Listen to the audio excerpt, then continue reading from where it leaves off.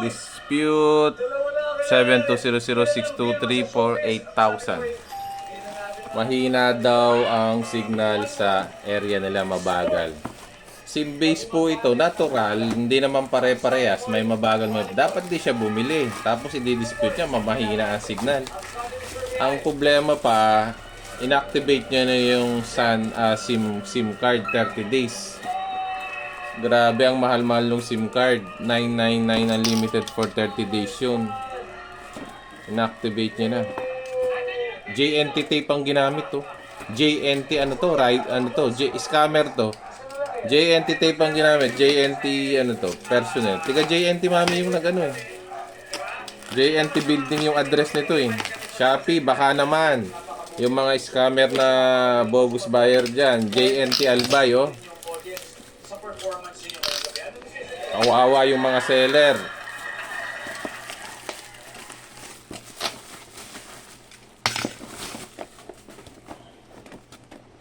Buksan natin. Oh. Ito yung smart SIM. Ayun, oh. Ginamit na, oh. Oh. May extra plastic pa.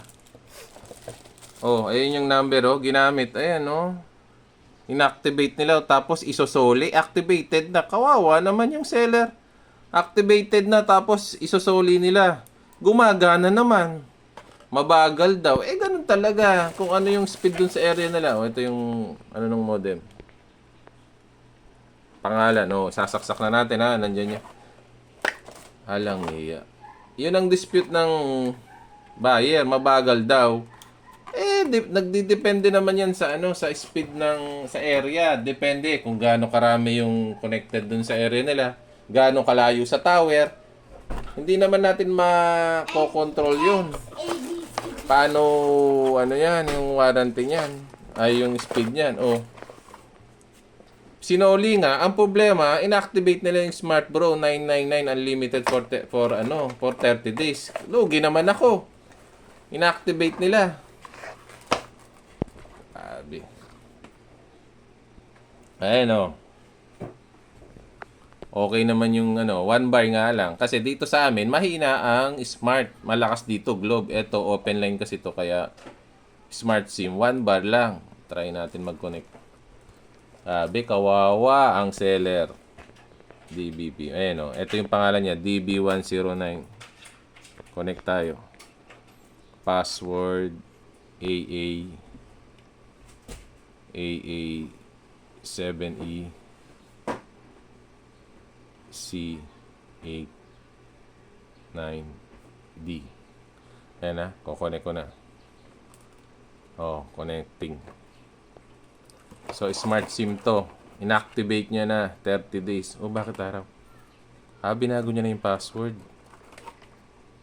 I-reset lang natin kasi binago na yung password yung ano, yung modem.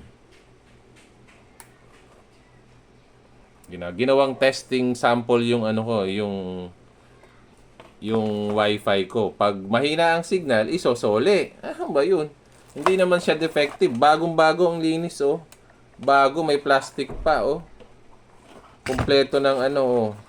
Bago lahat. Ayan, oh. Oh, brand new, oh. Okay. Oh, antena tsaka ano.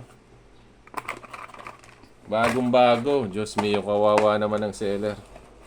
Connect ulit tayo. Reset lang natin kasi binago nila yung password.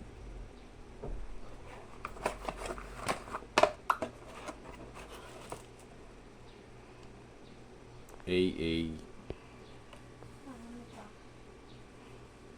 7E C89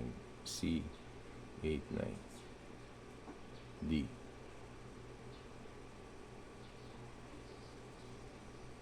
Ayan, obtaining IP address na siya. Ayun, connected na siya. Ayun yung wifi. Oh, 3 bar. Oh, ngayon, speed test natin. Anong sira dyan? Paano magiging sira? Speed test. Oh. Ayan, speed test. Oh, ayan ang speed niya. Oh. Oh, nagana naman.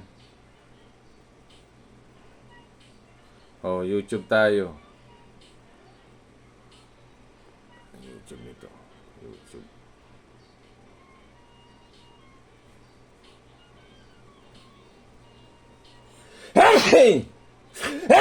Excuse. Oh, nagana naman sa YouTube, oh.